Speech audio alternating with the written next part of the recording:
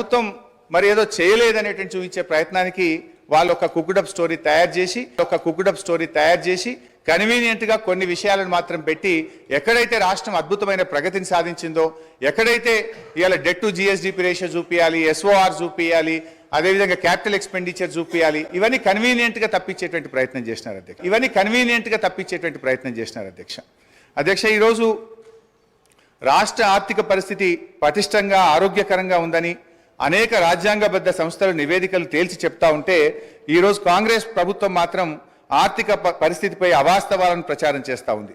తద్వారా రాష్ట్ర ప్రతిష్టను, పరపతిని, ప్రతిపత్తిని, భవిష్యత్ ప్రయోజనాలను దెబ్బతీస్తా ఉన్నారు అధ్యక్ష. అల్పమైన రాజకీయ ప్రయోజనాల కోసం చేసే ఈ పని తెలంగాణ రాష్ట్ర భవిష్యత్తుకు గొడ్డలి పెట్టుగా మారుతుందని గ్రహించాలని నేను విజ్ఞప్తి చేస్తా ఉన్నాను. ఆర్థికంగా పటిష్టంగా ఉన్న రాష్ట్రాన్ని దివాలా తీసిన రాష్ట్రంగా దుష్ప్రచారాన్ని చేస్తే దాని పర్యవసానాలు చాలా ప్రమాదకరంగా ఉంటాయి. ఇది కూర్చున్న కొమ్మను నరుక్కునేటువంటి అవివేకమైనటువంటి చర్య. ఈ వైఖరి ఇలాగే కొనసాగితే మార్కెట్లో తెలంగాణకు ఏర్పడ్డ విశ్వసనీయత దెబ్బతింటుంది, పెట్టుబడులు రాకుండా పోతాయి, రాష్ట్రాలకు ఎఫ్ఆర్బిఎం కింద ఇచ్చే 3% రుణాలకు వడ్డీ రేట్లు పెరుగుతాయి, మన తెలంగాణ రాష్ట్ర ప్రభుత్వ బాండ్లకు డిమాండ్ తగ్గుతుంది. దివాలా అనే ప్రభుత్వమే దిక్కుమాలిన ప్రచారం చేస్తే రాష్ట్రంలో జాతీయ, అంతర్జాతీయ సంస్థలు పెట్టుబడులు పెడతాయా? దివాలా తీసిన రాష్ట్రం నీళ్లు ఇవ్వగలుగుతుందా, కరెంట్ ఇవ్వగలుగుతుందా అనే అపోహలు, అనుమానాలు తలెత్తుతాయి. పర్యవసానంగా పెట్టుబడులు ఆగి ఉపాధి, ఉద్యోగ అవకాశాలు దెబ్బతింటాయి.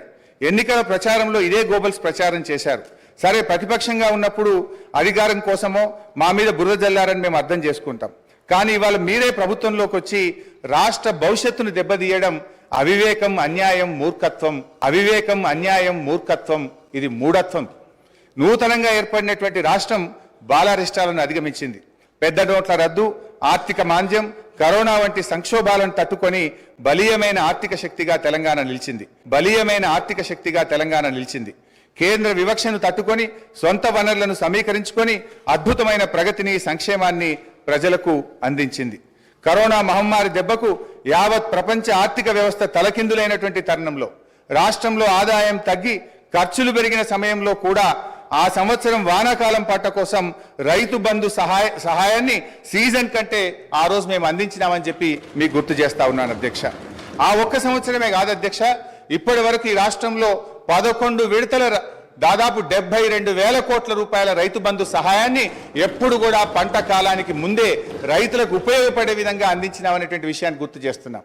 1 రూపాయి 2 రూపాయలు కాదు, 72,000 కోట్ల రూపాయలు రైతు బంధు కింద ఈ రాష్ట్ర ప్రజలకు నేరుగా సకాలంలో నగదు బదిలీ చేసి ఇలా రైతుల పట్ల మాకుండే ప్రేమను మేము చూపించాం అధ్యక్ష. ఒక సీనియర్ శాసనసభ్యుడిగా, నాకున్న రాష్ట్ర ఆర్థిక మంత్రిగా పనిచేసిన అనుభవంతో చెప్తా ఉన్నా అధ్యక్ష, ఈ దేశంలో కానీ ఏ రాష్ట్రంలోనైనా డబ్బులు బీరువాల్లో, అల్మారాల్లో కట్టల రూపంలో ఏ ప్రభుత్వం దగ్గర కూడా నిల్వ ఉండదు అధ్యక్ష. రూపాయి అనేటువంటిది ఖజానాకు రావడం, పోవడం అనేటువంటిది ఒక నిరంతర ప్రక్రియ అధ్యక్ష. ఇది ఆర్థిక సూత్రం.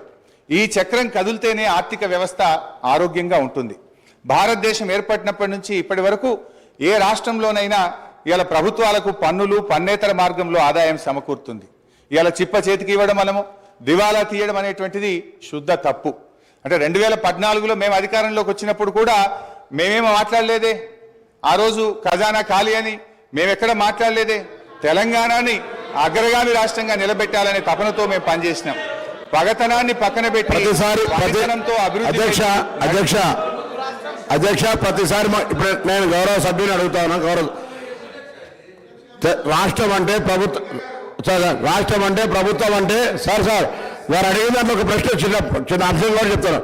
రాష్ట్రం అంటే ప్రభుత్వం అంటే డబ్బులు అలమారులో ఉంటాయి అంటలేను, కానీ జీతాలు 1వ తారీఖు ఇయ్యలేనటువంటి ఆర్థిక పరిస్థితిని రాష్ట్రంలో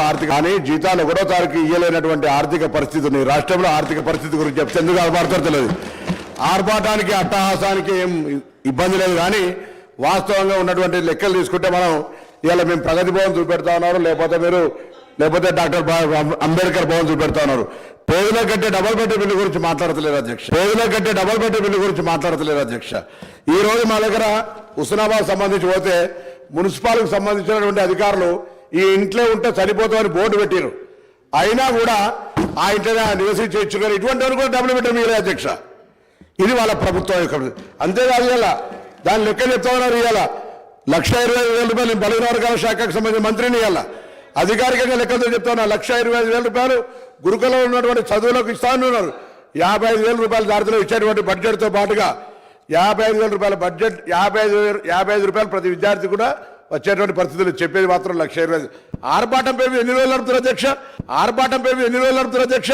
ప్రచారానికి సంబంధించిన దాని మీద నడుపుకుంటూ అవుతుంటే గోపల్స్ ప్రచారం చేసి మేము బాగున్నాం, బంగారు తెలంగాణ బాగున్నాం అంటే అందరూ బాగున్నాడు చెప్తాను. నేను నాకు సంబంధించిన అంశం చెప్తా. మీరెందుకు సార్ ఆయన చెప్తారా నేను పాటిదా?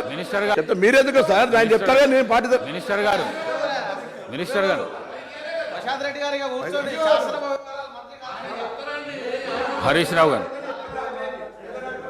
స్పీకర్ గారు ఒకటే రిక్వెస్ట్, దయచేసి మాట్లాడితే ఆర్థిక మంత్రి గారిని మాట్లాడమనండి. మీరే ఇందాక సభ ప్రారంభమయ్యేటప్పుడు డిస్టర్బ్ చేయొద్దని చెప్పిండ్రు. ఏది పడితే అది అట్లా మాట్లాడితే మరి మళ్ళీ దానికి నేను సమాధానం చెప్పాలి. I will deviate from my subject. అధ్యక్ష, భారతదేశం అధ్యక్ష నేను కొత్త సభ్యుని కావచ్చు, కానీ పార్లమెంట్లో ఉన్న చట్టసభల గురించి గౌరవం ఉంది. నేను ఎక్కడ కూడా ఒక పొరపాటు మాట మాట్లాడి నేను కూడా అడిగిన డబ్బులు అల్మార్లు ఉంటాయని తెలియనంత అవివేకులు కాదు ఇక్కడ సభ్యులు. డబ్బులు అల్మార్లు ఉంటాయి అంటలేను, కానీ జీతాలు ఇవ్వలేని పరిస్థితి, పెన్షన్లు ఇవ్వలేని పరిస్థితి.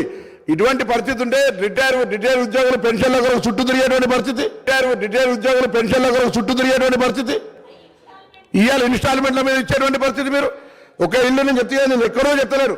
నా ఉస్మానాబాద్ నియోజకవర్గంలో జరిగిన సంఘటన మీద దృష్టి తీసుకొస్తాను అధ్యక్ష. ఇది తమకు పంపిస్తారో చూడాలి. ఈ ఇంట్లో ఇప్పటికి కూడా ఉన్నారు ఇట్లానే. అరే మీరు చెప్తే మాట్లాడితే లేకపోతే మమ్మల్ని తెలియకుండా మాట్లాడుతున్నది పొరపాటు అంటున్నా నేను. మాకు తెలుసు కదా, మాకు కూడా అవగాహన ఉంది అంటున్నా. ప్లీజ్ ప్లీజ్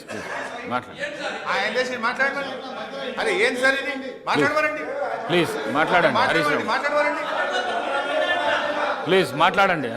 ఇది పద్ధతి కాదు అధ్యక్ష. మీరు కూడా ఇట్లా మీరు ఇంటరప్ట్ చేయడం ఇది సభకు మంచిది కాదు అధ్యక్ష. అధ్యక్ష, ప్రజాస్వామ్యం దేవాలయంగా భావించే పవిత్రమైనటువంటి ఈ శాసనసభ వేదికగా తెలంగాణ రాష్ట్ర కీర్తిని పెంచినాం, పరపతిని పెంచినాం.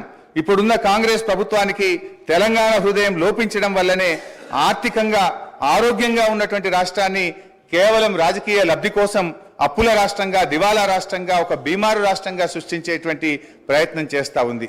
అధ్యక్ష, మీరు విడుదల చేస్తున్నటువంటిది శ్వేతపత్రాల లేక మీరు ఇచ్చినటువంటి హామీలను ఎగవేయడానికి దారులు వెతుకుతున్న పత్రాలని మాకు అనుమానం కలుగుతా ఉంది అధ్యక్ష.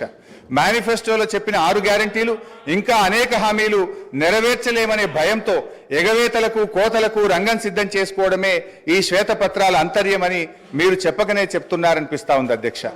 అధ్యక్ష, అయినా ఈ శ్వేతపత్రాల్లో కొత్తగా ఏం చెప్పింది అధ్యక్ష? ఈ వివరాలేవి కొత్త వివరాలు కావు. మీరేదో కొండందవి ఎల్కన్ పెట్టినట్టు కొత్తగా ఏదో చెప్తున్నారు. ఇదే శాసనసభలో అనేక సార్లు చర్చించాము. గౌరవనీయులు నేటి ఉప ముఖ్యమంత్రి గారు ఇక్కడ ఉండి వారు మాట్లాడినారు. ఇవాళ మీ మేనిఫెస్టో కమిటీ చైర్మన్ ప్రస్తుత మంత్రివర్యులు శ్రీధర్ బాబు గారు కూడా ఇక్కడ నుంచి ఈ వివరాలన్నీ సభలో చర్చించినటువంటివే. ఇందులో కొత్త విషయాలేం లేవు. ఇవాళ మీరేంటంటే మా మీద బురద జల్లాలనేటువంటి ఒక ప్రయత్నం అంతే తప్ప ఇందులో కొత్త విషయాలు ఏం కనబడతలేవు అధ్యక్ష. ఎందుకంటే ఆధారాలు కూడా ఉన్నాయి అధ్యక్ష. గౌరవనీయులు బట్టి విక్రమార్క గారు, ఇది శాసనసభ రికార్డు అధ్యక్ష, వారు ఇవాళ ఈ రిపోర్ట్లో ఉన్నటువంటి విషయాలను ఫిబ్రవరి 8, 2023 ఇదే సంవత్సరంలో బడ్జెట్ మీద చర్చ జరిగినప్పుడు ఇవే అంశాలు చెప్పారు అధ్యక్ష. నేను I can read out the details also అధ్యక్ష. అంటే బట్టి గారు ఆ రోజు ఇక్కడి నుంచి ఏం మాట్లాడినరో ఇవాళ ఆర్థిక మంత్రిగా అక్కడ నిలబడి కూడా అవే విషయాలు చెప్పినారు తప్ప ఇందులో పెద్ద కొత్త విషయాలు బయట పెట్టిందో, కొత్త ముచ్చట్లు చెప్పిందో ఏమి లేదు. కాకపోతే కొంత కన్వీనియంట్గా కొన్ని విషయాలను దాచిపెట్టి కేవలం గత ప్రభుత్వం మీద బుర్ర జల్లే విధంగా కొన్ని టేబుల్స్ మీరు తయారు చేసినారు అధ్యక్ష.